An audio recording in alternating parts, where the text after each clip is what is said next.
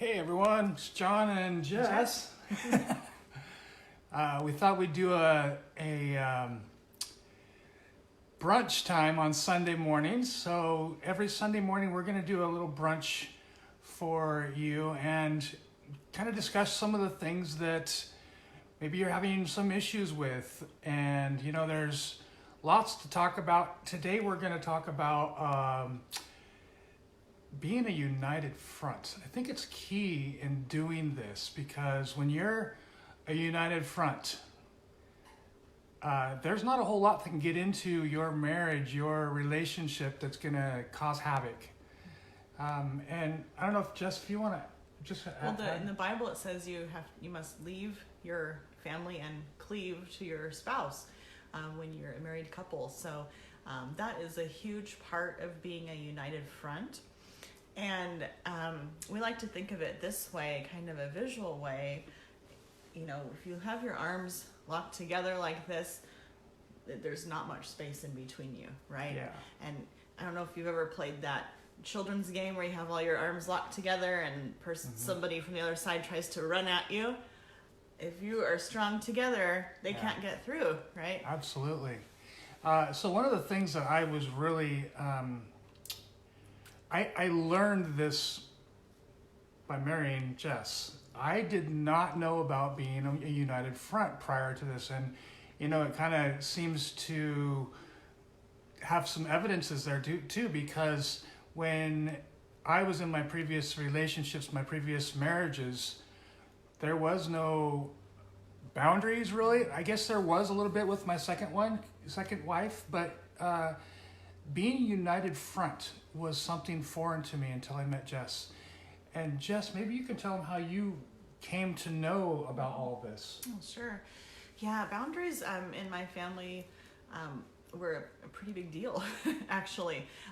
You know, I was raised very clearly knowing that some things like if I wanted to ask one of my little friends when I was a little girl, if they could come over for the afternoon or whatever, and I was asking right in front of my little friend, I was asking my mom right in front of my little friend, it would be a no, not at that time. And then I learned very quickly that I could not ask in front of the person that I wanted to invite over. I'd have to ask my parents privately.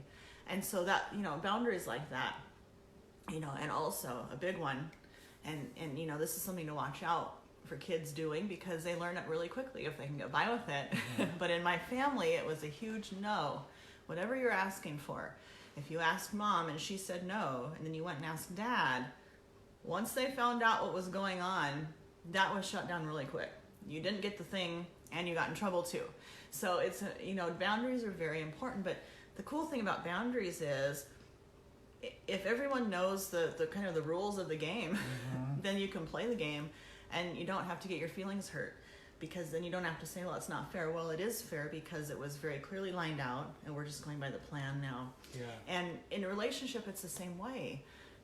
So what a united front does and what boundaries do, it really helps safeguard that precious relationship that you have with your mate.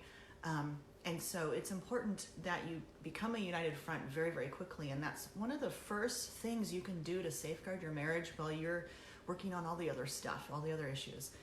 Because that's a way you can portray yourselves kind of like us against the world, if you will.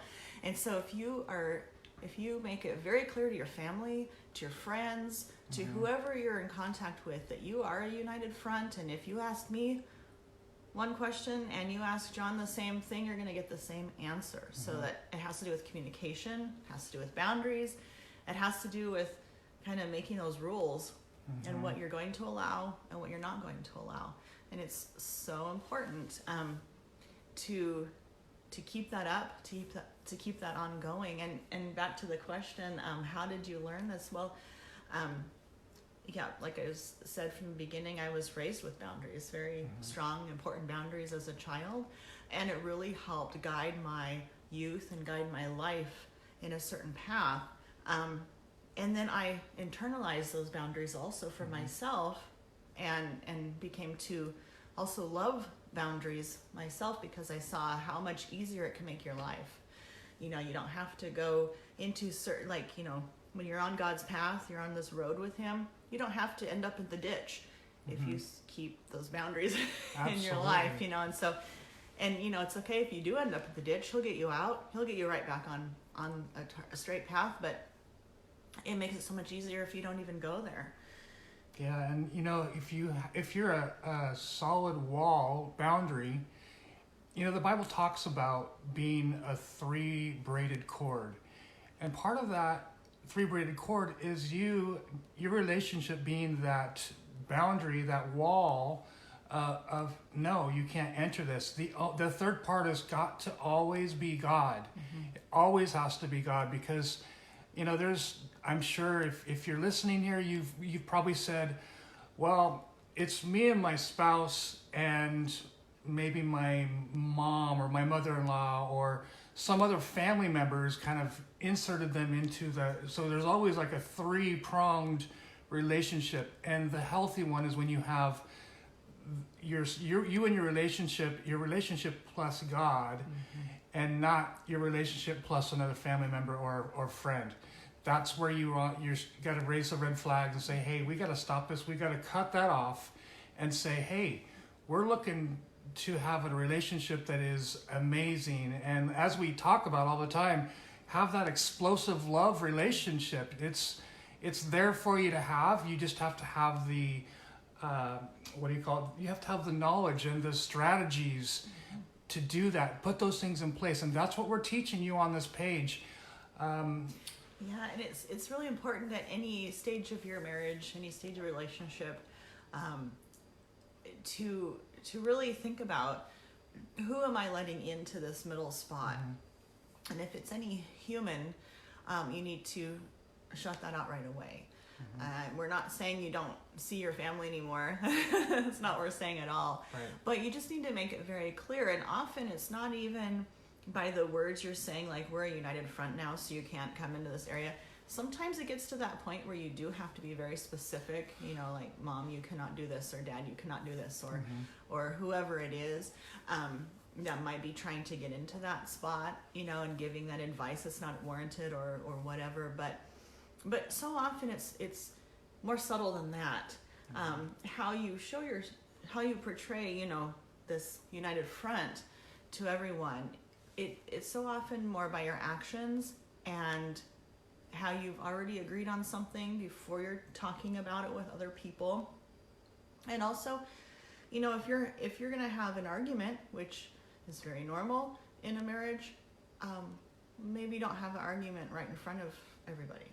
Yeah. Right? Maybe go to a private place and talk about it if it's a really important issue. So no one really sees you, nagging at each other or saying words at each other. Disagreeing, right? Yeah. You really want to protect, especially if you have kids, you really want to protect their ears. You want to protect their minds. You don't want to just fly off the handle and start talking all this other stuff that may affect how they think and act through life.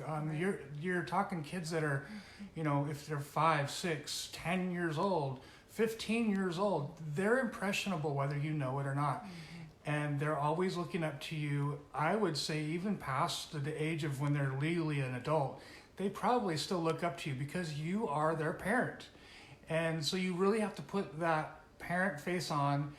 I know when I was raising my daughter, I mistakenly, I don't say the word mistakenly too heavy, but I think if I would have done it differently, I would have done it just a little bit differently.